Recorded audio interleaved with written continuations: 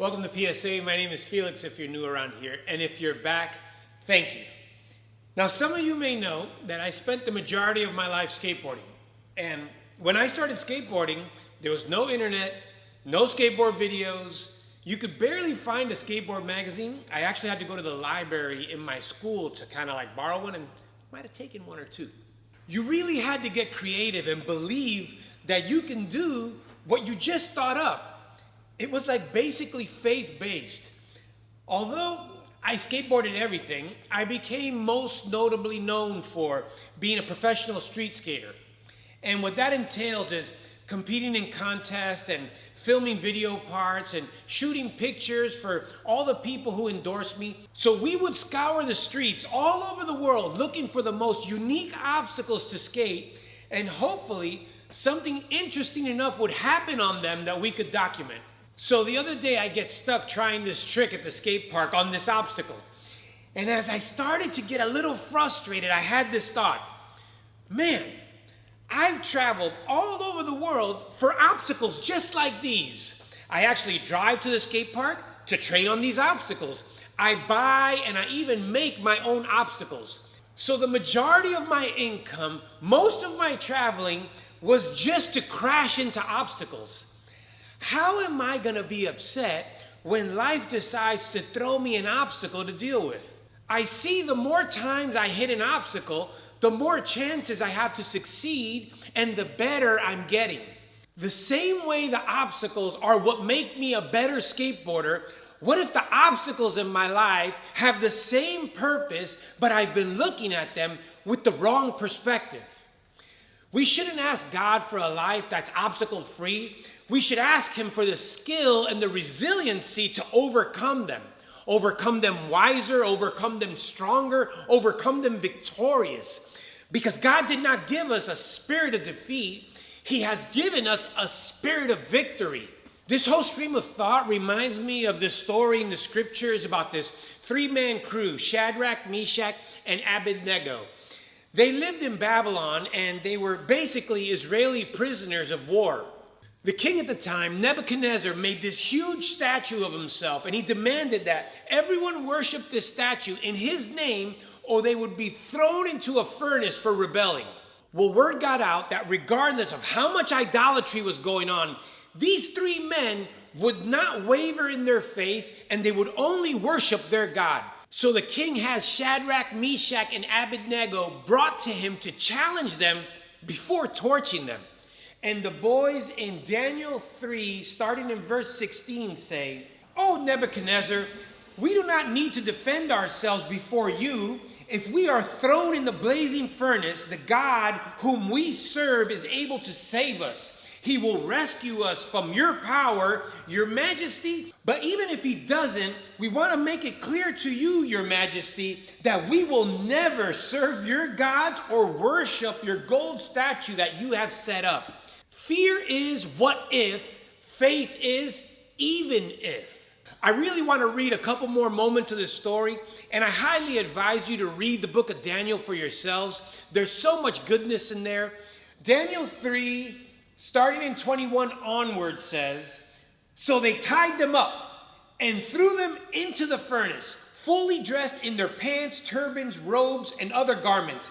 And because the king, in his anger, had demanded such a hot fire in the furnace, the flames killed the soldiers that threw them in." These guys had nothing to do with it. "So Shadrach, Meshach, and Abednego, securely tied, fell into the roaring flames, but suddenly, Nebuchadnezzar jumps up in amazement and exclaims to his advisors, 'Didn't we tie up 3 men and throw them into the furnace?' 'Yes, your majesty, we certainly did,' they replied. 'Look,' Nebuchadnezzar shouted, 'I see 4 men unbound and walking around in the fire unharmed, and the 4th looks like a god. Does anybody else serve a but suddenly God?' Then Nebuchadnezzar came as close as he could to the door of the flaming furnace and shouted, 'Shadrach, Meshach, Abednego, servants of the Most High God, come out, come here.' So Shadrach, Meshach, and Abednego stepped out of the fire, Then the high officers, officials, governors, and advisors crowded around them and saw that the fire had not touched them, not a hair on their head was singed, and their clothing was not scorched. They didn't even smell of smoke. Then Nebuchadnezzar said, "Praise to the God of Shadrach, Meshach, and Abednego. He sent his angel to rescue his servants who trusted him. They defied the king's commands and were willing to die rather than to serve or worship any god except their own God. Therefore, I make this decree. If any people, whatever their race or nation or language, speak a word against the God of Shadrach, Meshach, and Abednego, they will be torn from limb to limb, and their houses will be turned into heaps of rubble. There is no other God who can rescue like this." Then the king promoted Shadrach, Meshach, and Abednego to even higher positions in the province of Babylon. Have your beliefs ever been your obstacle? Have you ever been hiding your faith because you didn't want to deal with the weight that it carries? What if God is giving you an obstacle to actually get you where you want to go? Every obstacle I faced made me better in one way or another. Even if things aren't going the way you want them to go, we can't lose our faith. What would it look like if we would have prayed before every obstacle that we've ever faced?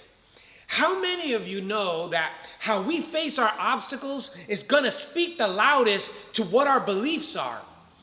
When I go skating, if I start bugging out and getting angry and throwing my board or I give up, I kill the whole vibe and I bring the whole session down.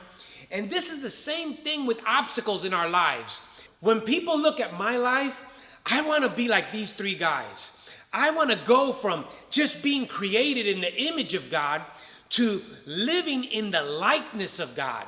An image is a representation, the external form. But a likeness, though, means in fact, in quality of being alike. I want to live in the likeness of Christ. All of mankind is made in God's image, whereas a likeness is a spiritual attribute, the moral qualities of God. We see these boys not just bear the image of Christ, but they were so Christ-like, his likeness actually appears. It's not what we do or are doing, but it is who we are becoming. The story of Shadrach, Meshach, and Abednego teaches us the importance of standing firm in our faith, regardless of what the consequences are.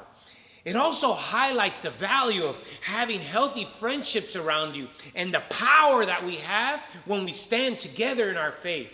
The irony is, I got my first lessons in faith and community on my skateboard with my skateboard crew. Looking back, now believing that I'm created in the likeness of the ultimate creator, I see whenever we risk and have faith and believe in something that we're creating, it's like an act of worship if it's good and God honoring. I want my crew or anyone who looks at me when things get hot, when obstacles look like they're too tough to overcome, to see God in my actions and standing right by my side, and that I'm cool in the furnace. Then we're going to start to notice our obstacles are truly our opportunities. And until next week, let's love more, and I'll see you at the next PSA. I hope that brought you a new perspective on how to deal with obstacles. I know it did for me. Please check out some of these other videos from my wife and I, sharing on all kinds of thoughts and different scriptures, and share them with the first person that comes to mind. We'll see you guys next week.